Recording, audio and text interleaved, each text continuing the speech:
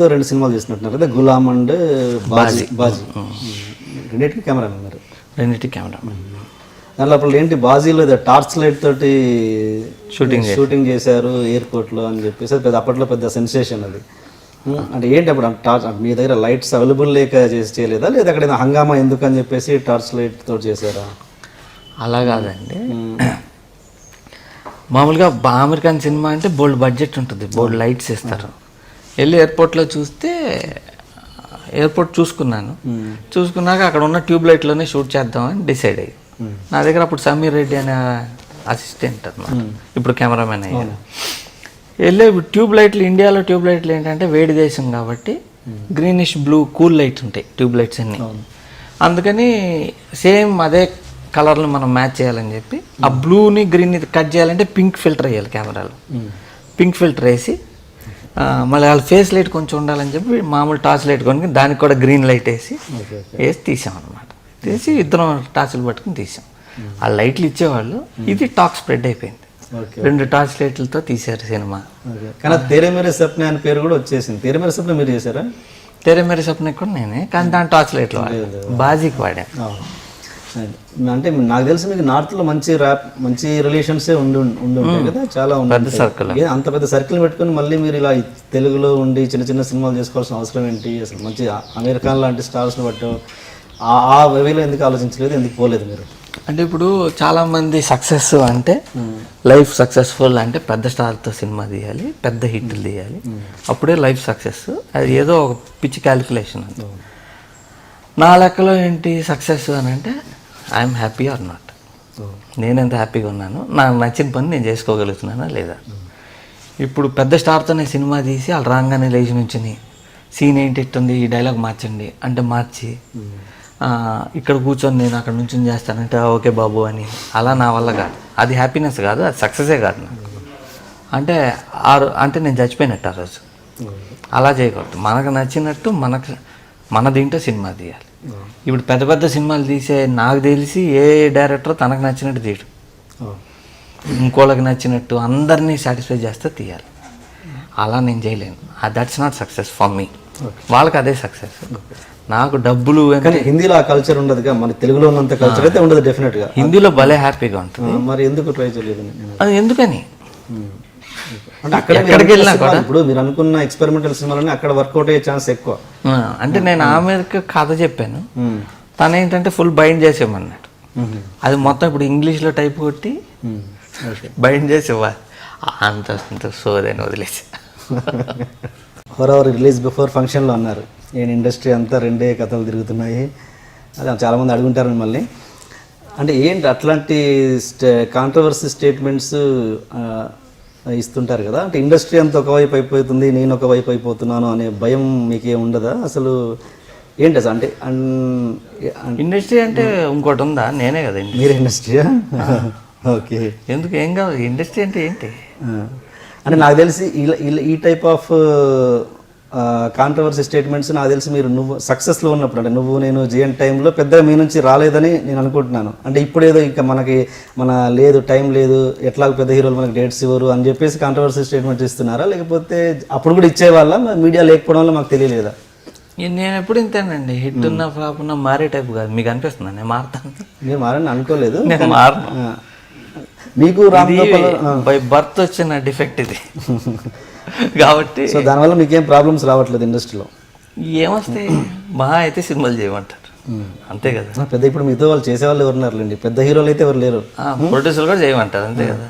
Okay okay, అది అవన్నీ కాదు అసలు. ఓకే, మీరు ఏ స్టేట్మెంట్లు అయినా వేయండి, మీరు ఎంత క్రిమినల్ అయినా అవ్వండి, తీసిన సినిమా బాగుంటే జనం చూస్తారు, బాగోకపోతే చూడరు. ఆడియన్స్ టికెట్ కొనుక్కుని వచ్చినప్పుడు ఆడియన్స్ సైకాలజీ వేరే ఉంటుంది. టికెట్ కొనుక్కొని లోపలికి వస్తారు, ఇది సినిమా అనేది ఒక అబద్ధం, పద నన్ను అర్థం చేసి చూద్దాం అని చెప్పి కూర్చుంటాడు. మరి తెలుసు నేను ఎరవటానికే కూర్చుంటున్నా అని లైట్ లాపంగానే పెద్ద బొమ్మ మీద అటా పడంగానే నవ్వుతా చూస్తాడు. అది దాంట్లో వీడు ఏ స్టేట్మెంట్ ఇచ్చాడు, ఆ హీరో ఎవరిని బిల్డ్ చేసుకున్నాడు ఏం ఆలోచించరాదు. వచ్చేది 2.5 గంటలు నన్ను పక్కా ఎంటర్టైన్మెంట్ ఇవ్వు. అంటే ఎంటర్టైన్మెంట్ అంటే ప్రస్తుతం తెలుగు ఇండస్ట్రీలో ఉన్న ఎంటర్టైన్మెంట్ అంటే కామెడీ అంటేనే ఎంటర్టైన్మెంట్ అనుకుంటున్నాను. కాదు, ఎంటర్టైన్మెంట్ అంటే నవరసాలు ఆల్ ఉంటాయి. ఎమోషన్స్. నవరసాలు ఉంది, నన్ను నవరసాల్లో నన్ను ఎమోషన్గా నన్ను ఇది చేయని చెప్పి కూర్చుంటాడు. వాళ్ళకి ఏం లెక్క ఉండవు. అంతే అంతే. అంటే నేను అనేది ఏంటంటే సార్, అంటే లౌక్యం, అంటే ఇండస్ట్రీ అంటేనే లౌక్యం కదా. ఇప్పుడు సపోజ్ మీకు నచ్చినా నచ్చకపోయినా ఏదో కొంచెం ప్లాస్టిక్ నవ్వు పడేసి ఏదో ముందుకు వెళ్ళిపోవడం అదే జరుగుతుంది ఇండస్ట్రీలో. పెద్ద మీలా స్ట్రైట్ ఫార్వర్డ్ ఉంటే వర్కౌట్ కాదు నిజానికి. బట్ అది అలాంటి దాన్ని ఎలా బ్యాలెన్స్ చేస్తున్నారు అంటే వద్దనుకుంటున్నారా ఇండస్ట్రీ ఏంటి అసలు? ఇండస్ట్రీని నేను వద్దనుకోవటం అట్లా ఉండదు. అంటే లౌక్యం అన్నది కంపల్సరీ కదా ఇక్కడ. అలా లౌక్యం లేకుండా మీరు ఇండస్ట్రీ నాదండి. మళ్ళీ ఇండస్ట్రీని మేనేజ్ చేయటం ఏంటి? ఇండస్ట్రీ నాదే కదా. మీకు రామ్ గోపాల్ వర్మ గారికి చాలా వరకు పోలికలు ఉన్నాయి. జనాలు కూడా అదే అనుకుంటారు. స్ట్రైట్ ఫార్వర్డ్గా మాట్లాడతారు, ముక్కుసూటిగా మాట్లాడతారు అని చెప్పేసి. మీలో ఇద్దరికి కామన్గా లేని పాయింట్స్ ఏమైనా ఉన్నాయా? అంటే మీ రామ్ గోపాల్ వర్మ ఇంటెలిజెంట్, ఆయన మేధావి, నేను కాదు. ఇంకేముంది? లేదు ఇంకా చెప్పండి. చాలా మంది రామ్ గోపాల్ వర్మ అనగానే మీతో కంపేర్ చేస్తారు, మిమ్మల్ని ఆయనతో కంపేర్ చేస్తారా? చేయడం మీన్స్ సరే యాటిట్యూడ్ విషయంలో. లేదండి, రాముది వేరే స్టైలు. నేను అవతలాలు ఏం ఫీల్ అవుతుంది. స్టేట్మెంట్స్ కూడా అసలు మీరు కావాలని కాంట్రవర్సీ స్టేట్మెంట్స్ ఇస్తుంటారా, లేకపోతే మీరు ఏం మాట్లాడితే అది కాంట్రవర్సీ అయిపోద్దా? ఏంది అక్కడ జరిగేది ఏంటని? నేను అనుకుని మాట్లాడతా. కాంట్రవర్సీ చేసేవాళ్ళు చేస్తారు, తిట్టేవాళ్ళు తిడతారు. కరెక్ట్ చెప్పాడు అనే వాళ్ళు ఉన్నారు. ఇప్పుడు తెలుగు ఇండస్ట్రీలో 2 కథలు ఉన్నాయంటే చాలా మంది కరెక్ట్ అన్నారు. చాలా మంది డైరెక్టర్లు, అందరూ ఒప్పుకుంటారు. చాలా మంది డైరెక్టర్లు ఫోన్ చేసి మరీ చెప్పారు. అప్పటిదాకా ఎవడో చెప్పలా, నేను స్టేజ్ మీద చెప్పాను అంతే. చెప్పింది నిజమే. ఇప్పటికీ అదే అంట, తెలుగులో 2 కథలు వస్తాయి. మీరు చెప్పండి, నేను స్టేట్మెంట్ ఇచ్చినాక వచ్చిన సినిమాలు కూడా అయ్యే కథలు ఉన్నాయి. 100%. ఇప్పుడు రాబోయే కూడా అయ్యే ఉంటాయి. ఏ తండ్రికి కూడా జరగని ఇన్సిడెంట్, ఏ తండ్రి తట్టుకోలేని ఇన్సిడెంట్ మీ జీవితంలో మీ అబ్బాయి మృత్యువు. ఆ ఇన్సిడెంట్ జరిగిన తర్వాత మీ యాటిట్యూడ్లో కానీ మీ ఆలోచన ధోరణిలో కానీ ఏమైనా తేడా వచ్చిందా? లేదంటే బిఫోర్ అప్పటి తేజానా ఇప్పుడు తేజ చూస్తే ఒకే తేజానా, లేదంటే ఏమైనా మారిన తేజానా? మారండి, ఇండస్ట్రీ పరంగా పక్కన పెట్టండి, మామూలుగా ఒక మనిషిగా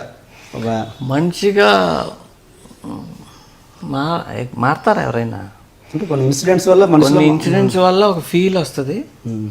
you start reacting to certain things. అంతకుముందు రియాక్ట్ కానాటికి కూడా మనం రియాక్ట్ అవుతుంటాం.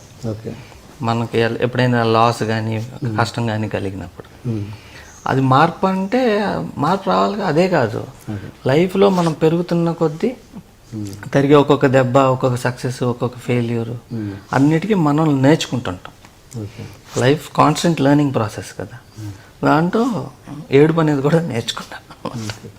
చాలా మందికి అంటే మీడియాలో తెలియదు. అందరేదో తేజ గారి అబ్బాయి చనిపోయారని తెలుసు తప్పించి ఎలా అనేది చాలా మందికి తెలియదు. ఏదో ఇండస్ట్రీ పీపుల్కి తెలిసేమో, ప్రేక్షకుల కోసం అది అసలు ఎలా జరిగింది ఏంటి అన్నది. అది డాక్టర్స్ మిస్టేక్ అండి. ఓకే, ఎలా? వాళ్ళు ఏదో తప్పు చేశారు. తప్పు చేయటం వల్ల అలా అయిపోయింది. ఏది చిన్నప్పుడు బేబీ పుట్టిన తర్వాత, బాబా బేబీ బాబు ఓకే, పుట్టిన తర్వాత డాక్టర్ మిస్టేక్ చేశారు. ఓకే, ఆ డాక్టర్ మిస్టేక్ వల్ల అలా అయింది. చాలా మంది చెప్పారు కేసు వేయండి హాస్పిటల్ మీద, మీరు అంత ఖర్చు పెట్టారు, 4 ఏళ్ళు సినిమాలు చేయలే కదా అని అంటే, సరే కేసు వేస్తాను, డబ్బుల గురించి కాదు, మా అబ్బాయి వెనక్కి వస్తాడంటే వేస్తా. రానప్పుడు ఎందుకు? మీరు అప్పుడు చాలా ఫైట్ చేశారని కూడా విన్నాను. హాస్పిటల్తో చేయలేదు. అంటే కండిషన్ బెటర్ చేద్దామని ట్రై చేశాను. జర్మనీ తీసుకెళ్ళా, చాలా చైనా తీసుకెళ్ళి అన్ని రకాల ట్రీట్మెంట్లు చేసి నేను ఆల్మోస్ట్ ఒక డాక్టర్ అయిపోయా. ఇప్పుడు మీరు ఏ జబ్బు ఏది చెప్పినా నేను వెంటనే రెమెడీలు అవి చెప్పగలను. ఎంతండి అబ్బాయి వయసు అప్పుడు? పోయినప్పుడు 4 years. ఓకే. మీరు అంటే అబ్బాయి ఆ కండిషన్లో ఉన్నప్పుడు మీకంటే ఎక్కువగా మీ వైఫ్ చాలా కష్టపడ్డారు. అసలు అంటే ఆల్రెడీ మీరు ఫ్లాప్స్లో ఉన్నారు, ఆయన మీద ఎందుకు ఇంత స్ట్రెయిన్ ఇవ్వాలని చెప్పేసి తనే మొత్తం చూసుకుంది, తనే బాధ్యత వహించింది అని నాకు ఇండస్ట్రీ పీపుల్ ద్వారా నేను సేకరించిన. అంటే ఫ్లాప్ అని కాదండి, అప్పుడు సినిమాలు తీయలే, అసలు తీయలేదు అన్ని చాలా. అంటే మేము 4 years నిద్రపోవాలి. ఓకే, 24 hours ఇల్లుని హాస్పిటల్ లాగా మార్చేసాం. ఎప్పుడు 3 షిఫ్ట్లో ఇద్దరు నర్సులు ఉండేవారు. ఓకే, ఒక డ్రైవర్ ఉండేవాడు.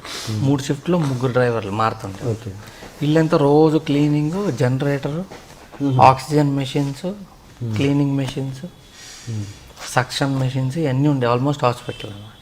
ఓకే. ఎప్పుడు కావాలన్నా ఇమ్మీడియట్గా డాక్టర్ రావాలి, లేదా ఎనీ టైం హాస్పిటల్ తీసుకెళ్ళాలి. ఓకే.